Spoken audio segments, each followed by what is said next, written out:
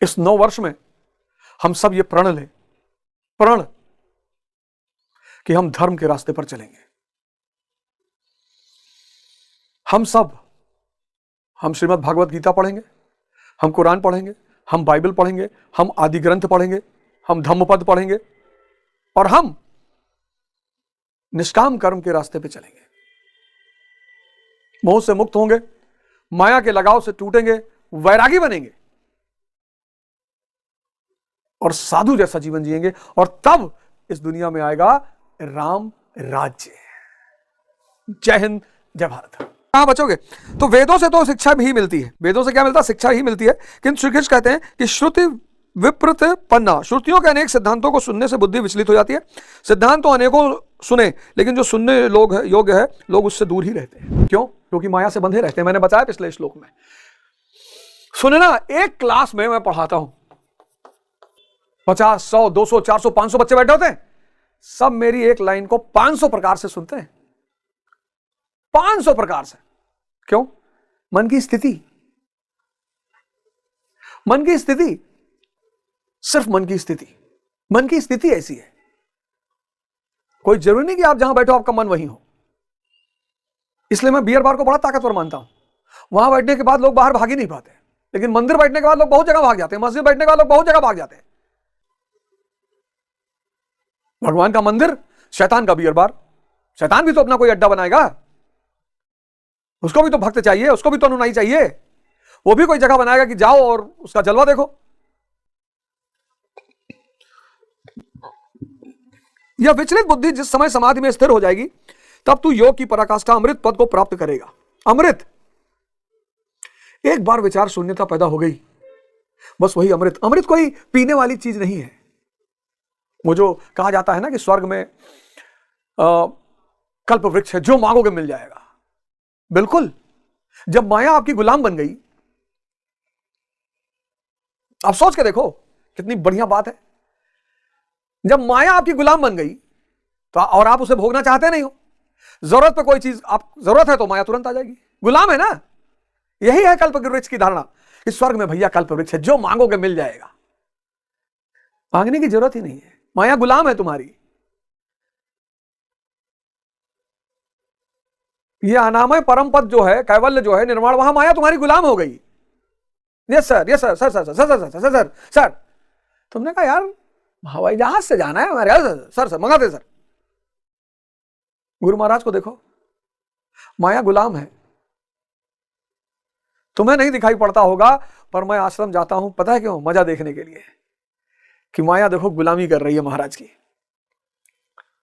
BMW, Mercedes, इतना बड़ा महल, भोजन, लेकिन वो भजन करना नहीं छोड़ते हैं। 24 घंटा भजन में रहते हैं, 24 घंटा।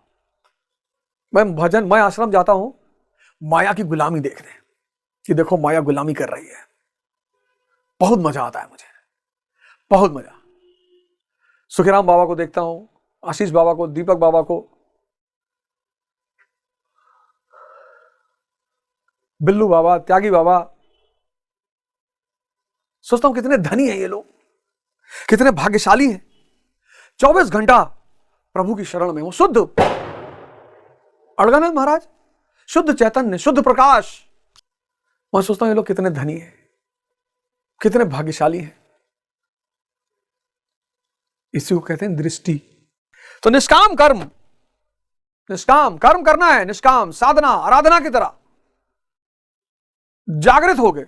निष्काम कर्म किया, मोह खत्म हो गया, क्योंकि इच्छा और फल बचा ही नहीं। कर्म ही करना है और फल सुनिश्चित है, फल सुनिश्चित है। वो अब कोई माई का लाल तोड़ ही नहीं सकता उस नियम को, फल सुनिश्चित है। कोई माई का लाल उस नियम को तोड़ ही नहीं सकता, फल सुनिश्चित है। मोह खत्म, लगाव टूटा माया से, लगाव टूटा, वैराग्य पैदा हो गया। वैरागी कौन? जो माया का भोग नहीं करेगा, उपयोग। क्या कहे? क्या फिर से? माया का भोग नहीं करेगा, उपयोग। अगर उसे लगता है कि मुझे सृजन करना चाहिए तो स्त्री विवाह करेगा। वो कबीरदास जी संतति पैदा करेगा, कमाल, कमाली। और कमाल भी सन्यासी हो गया, पिता समझ में आ गए। बूढ़ा वंश व कबीर का, उपजा पुत्र कमाल। वैराग, वैराग पैदा हो गया तो आप साधु हो गए। आचरण, अंदर से आचरण आ गया, अंदर से। पाखंडी नहीं है, पाखंडी नहीं। पाखंडी तो इतना बुरा जीवन जीता है, अरे बाप रे बाप, पाखंडी से बुरा जीवन इस धरती पे कोई जीता ही नहीं। इस धरती पे जो सबसे बुरा जीवन जीता है वो पाखंडी जीता है। क्यों? भोगी क्या है? कम से कम मन से मस्त तो है, यहां मुझे स्त्री चाहिए, यहां मुझे पुरुष चाहिए, यहां शराब पीना है मुझे, यहां मुझे ये करना है। पाखंडी चाहिए पर कह नहीं सकता। कितना अंतर द्वंद, कितना अंतर लड़ाई, कितना परेशान होता होगा वो।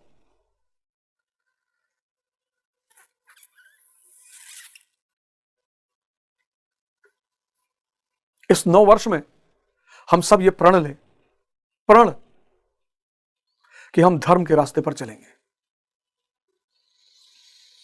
हम सब, हम श्रीमद् भागवत गीता पढ़ेंगे, हम कुरान पढ़ेंगे, हम बाइबल पढ़ेंगे, हम आदि ग्रंथ पढ़ेंगे, हम धम्मपद पढ़ेंगे और हम निष्काम कर्म के रास्ते पे चलेंगे। मोह से मुक्त होंगे, माया के लगाव से टूटेंगे, वैरागी बनेंगे और साधु जैसा जीवन जिएंगे। और तब इस दुनिया में आएगा राम राज्य। जय हिंद, जय भारत।